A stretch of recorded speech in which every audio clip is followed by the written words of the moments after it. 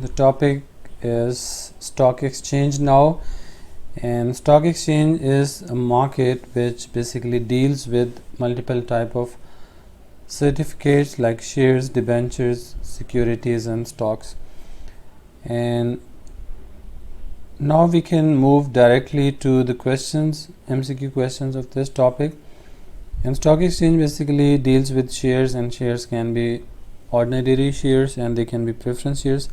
Ordinary shares are the shares which basically promise you more risk as well as promise you more reward in future. If company earns high profit on ordinary shares, you receive high reward, and if company earns low, you also receive low. And in case of preference shares, your reward is basically fixed and percentage of reward is fixed.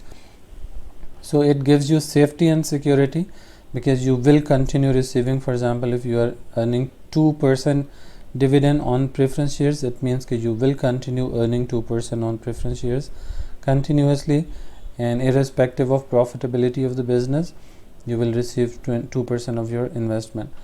But in case of ordinary shares, if business goes into high profitability, then you will receive more dividend, more reward, and if it goes into loss, then you may have to face loss.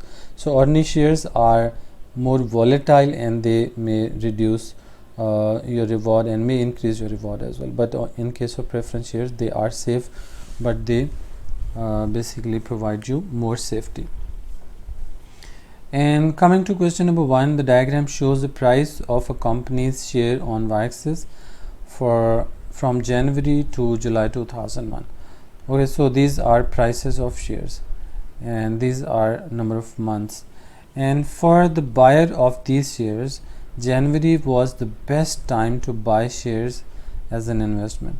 So in January, prices were very high, and buying in January would not be beneficial because afterwards prices are going down, and till end prices are basically lower than the prices in January. So it's not correct answer because he is not getting benefit, greater benefit here.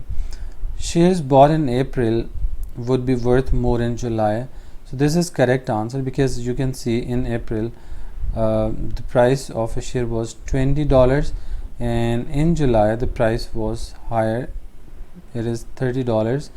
So it means that now the person will be earning high reward on the shares purchased in April at lower prices, and if they are being sold in July and at higher prices. So option B is correct answer.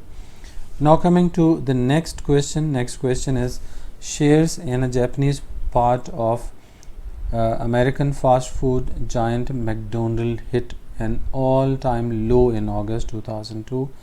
Sales at McDonald's 3,800 restaurants in Japan fell dramatically despite the assurance that the company used only imported beef which was free from disease affecting Japanese cows.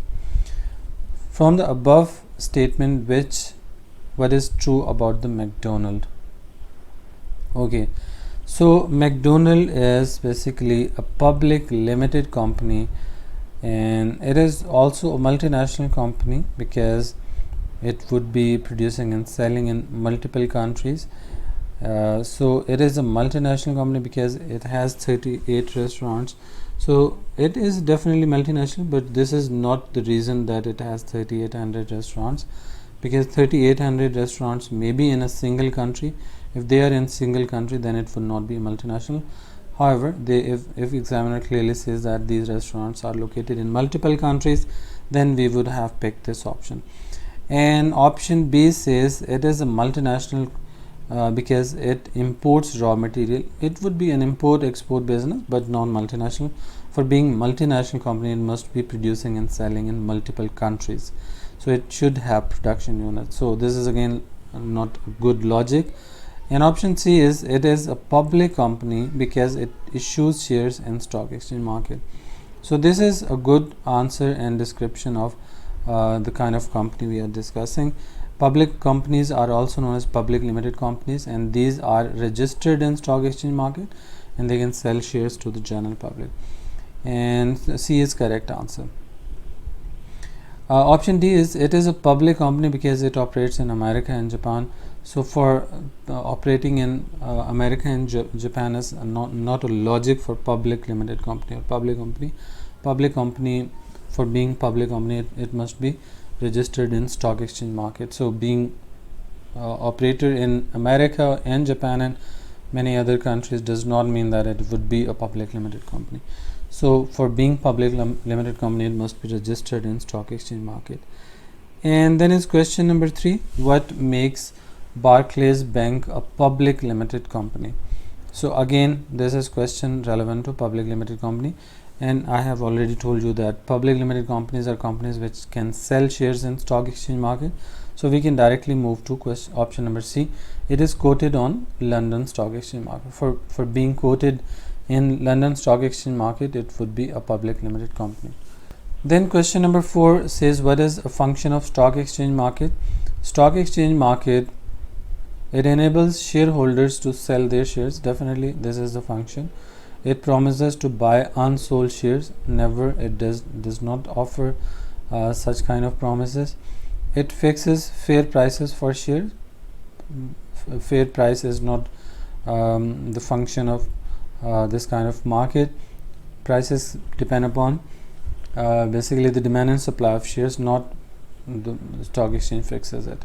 It sets the number of shares.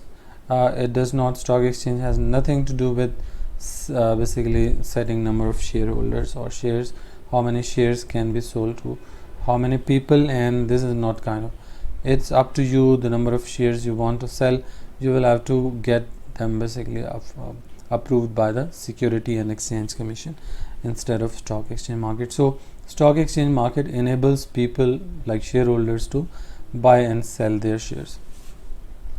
Question number 5 says, why would people use their savings to buy shares on a stock exchange market? Definitely capital gain is the reason. Capital gain, also known as dividend, is the reason for basically investing in stock exchange market. So reward from shares is basically known as capital gain. So D is correct answer.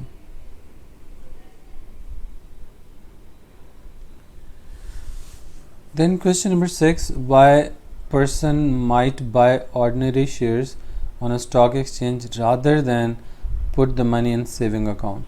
Saving account is basically a bank account when where you save your money, keep your money, and you earn some interest, fixed interest on it. And stock exchange market is you purchase shares, certificates, and you earn reward on these shares in the form of dividend.